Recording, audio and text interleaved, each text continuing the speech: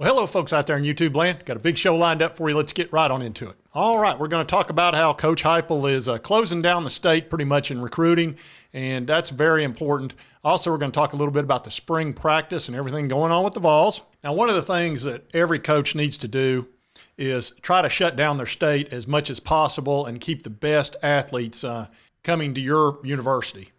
And some coaches are better than others, but one of the problems that we've had, especially when we went through the whole mess with Pruitt and all of that, is we were losing some of our key players out of the state of Tennessee. Last couple of years, that hadn't been happening.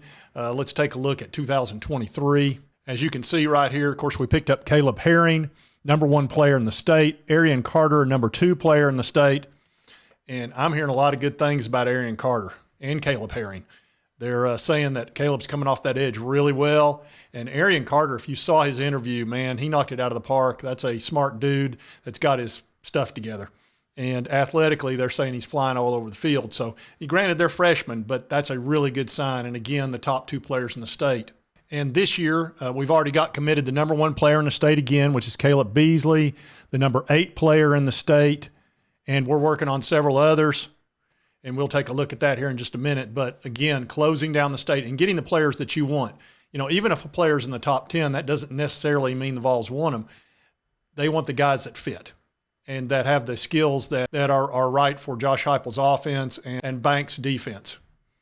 So I feel really good about where we are in recruiting. Let's take a look at the board as far as who we're targeting. Now, Mike Matthews is a guy that we're really trying hard to get out of Georgia. This is the typical player that we face against Georgia every year. They're normally in the defensive backfield, and they wreak havoc on us. And this is a guy that would really fit well in our defense, or he could play wide receiver as well. He's that type of athlete. And he's already been to Knoxville several times, and look, he's the #6 player nationally. Then we've got Williams Winery, who was recently just here in Knoxville over the weekend, #8 player in the country, and he is high on the Vols, and he could very well wind up here. And he's out of Missouri, and if you'll remember, we got the #1 player out of Missouri last year, which was Chandavian Bradley. Missouri's sort of up in the air right now. There's no guarantee he's going to go to his home state. Matter of fact, he's probably not going to. So he might as well come to Tennessee, just like Chandavian did. And again, he's warm on the Vols. Sammy Brown, we've been hearing a lot about him, linebacker. He's very high on the Vols. He'd be a great pickup for us. We need additional help in the linebacker department. Ryan Wingo has received a crystal ball for us. We'll see how that plays out. He's a 5-star, so that would be great. Here is a #1 running back, and he's warm on the Vols as well. And I'm kind of surprised we haven't picked up a 5-star running back. You know, it's funny, the Vols run the ball a ton, an absolute ton. But people think we're a throwing team, which is, if you look at our numbers, we've got running backs getting great yardage. We actually run it more than we do pass it. But I think as that information gets out there, there's going to be some running backs that realize, in our offense, we create space. And what does a running back want more than that? They want space, and we got lots of it. And if you want to take off and run for 50 yards, look at that Vanderbilt game. So I think we're going to pick up a big-time running back at some point, but I'm pretty pleased with what we got, and we're going to talk about that some too.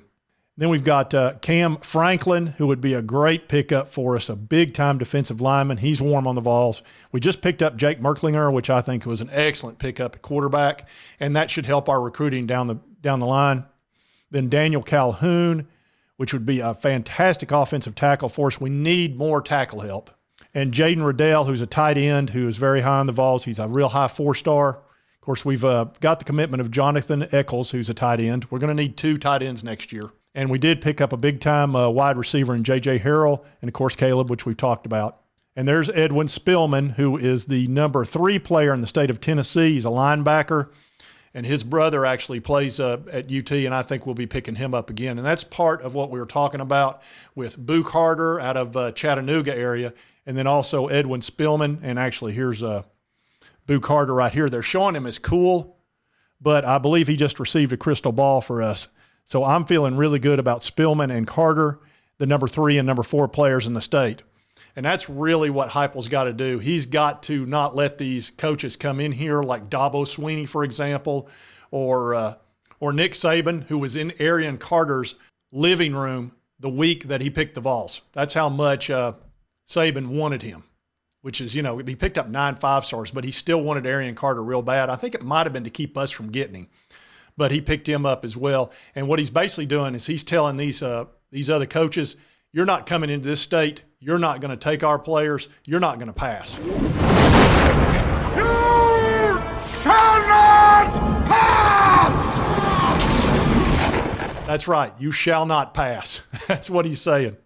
And here you can see he picked up the number 8 player in the state, Marcus Gordy, which we just talked about.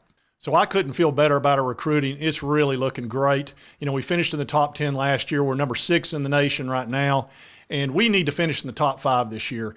And if you'll look at what we've got already in 2024, out of the 6 recruits, 5 are 4-stars, and they're all very good players. I think 3 of them are top 100 already. And we're going to pick up 2 or 3 5-stars, in my opinion. One's going to probably be a wide receiver, probably a defensive lineman, and we really need an offensive tackle that's a 5-star. That would be fantastic. And we need to probably move some NIL chips in that area. But now let's talk a little bit about spring practice and what we're hearing. The 2 guys I'm most excited about, who I think are going to show out in pretty significant ways. Number 1, Squirrel White. He was really the guy that was my most favorite player, even though he was a 3-star, which was ridiculous. I covered him and his recruitment, and I just thought that was absurd. He was so much faster than every player on the field, it wasn't even close. And, of course, he showed out last year as a freshman, and I think this is his coming out party, and he's going to be probably the next shorter version of Jalen Hyatt. I think a lot of the defensive coaches and defensive backs are going to be screaming this when he shows up.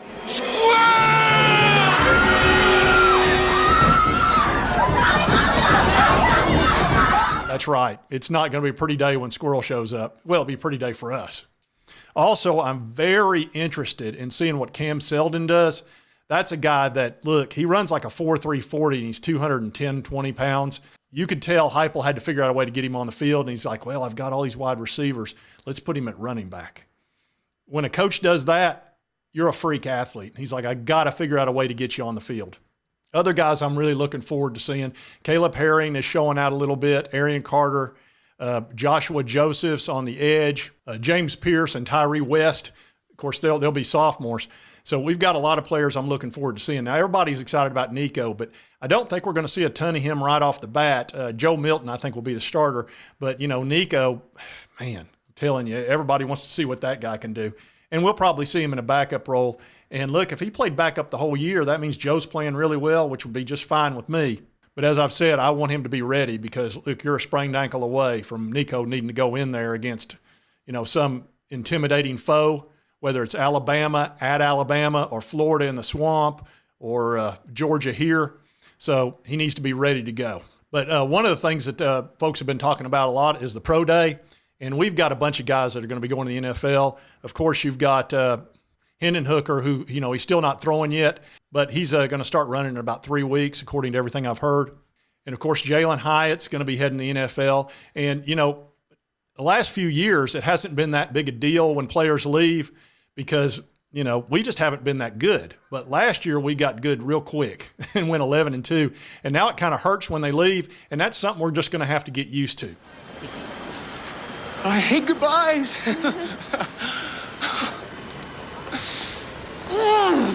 Because we're a team that's, on the rise, and we're going to be good for a probably long time, probably the next 10 years, especially with Heupel being in business here. So we're going to have to get used to letting some great players go, and it's going to get worse, okay? The next year is going to get worse, and the next year is going to get worse. We're going to hopefully turn into sort of an Alabama-Georgia type team where, we're losing 3 or 4 guys in the first round every year, and that's just something we'll have to, deal with. But it's kind of bittersweet right now watching those guys leave because between having a Hendon Hooker go in the first round, probably offensive lineman going in the first round, Hyatt going in the first round, all on down the line, and then all those other players, Byron Young, Cedric Tillman, and et cetera. But I think we're up for it. That's a good sign. When you have great players going in the first, second, third round, that's a good thing because that means all these other players in high school are like, oh, they're putting people in the NFL. And that's what Heupel's doing. And if you're, as I've said many times, if you're a wide receiver or quarterback and you're not looking hard at the Vols like Jake Merklinger did, you're crazy. Get me out of here! Here, just eat that! Leave us alone! Because he's going to put you in the NFL. He's going to put you in an opportunity to really shine. And I think people are going to be fighting over positions in those two categories, especially at quarterback. Merklinger, moved his commitment date up one day in front of a 5-star, and I think that was to basically send a message of, hey, this is my team. And we're going to have 5-stars fighting over the 2025 class, and I don't know if we're going to wind up with George McIntyre, who's in Tennessee and a 5-star, Cutter Boley out of Kentucky, which I've covered quite a bit. He's a great quarterback, and he's almost a 5-star. And then there's some other guys too. So I think it's going to be a battle, not for the Vols getting a quarterback in 2025, but those quarterbacks fighting to get on our team and getting that one big spot, because that'll be Nico's junior year, and that would be the time you'd want to come in, because they're going to assume he's going to leave early, and then they're going to want to fight with Jake Merklinger, or battle, not fight, for that first position. So I think 2025 is going to be very interesting to see which one of those 5-stars we pick up. But I did want to cover all those things. And also at this time, I've been talking about spotlighting some of the businesses in town. I live in Pigeon Forge, and I know a lot of you folks travel to Pigeon Forge.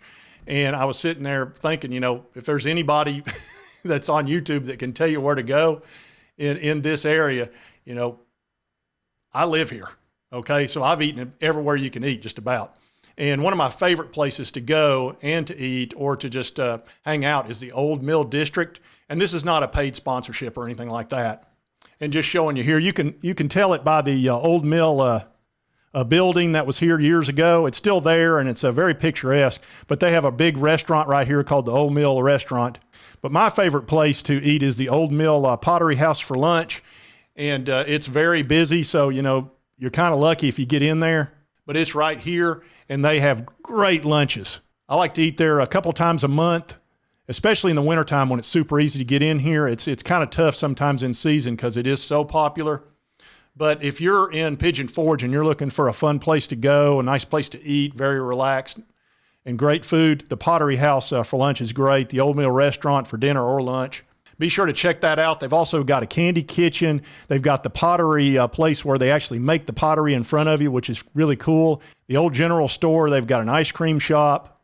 And the old Forge Distillery, where they actually make the spirits right there. And that's kind of fun to look at. I don't really indulge in that type of spirit, but it's fun to watch them make it. And for the guys, it's pretty cool to go in there and see all that. So if you're looking for a place to have some fun up in Pigeon Forge, the Old Mill District's hard to beat. Now, look, like I said, this is not a paid sponsor. It's just something I really like. So if you're in Pigeon Forge, check that out, and it's really hard to beat.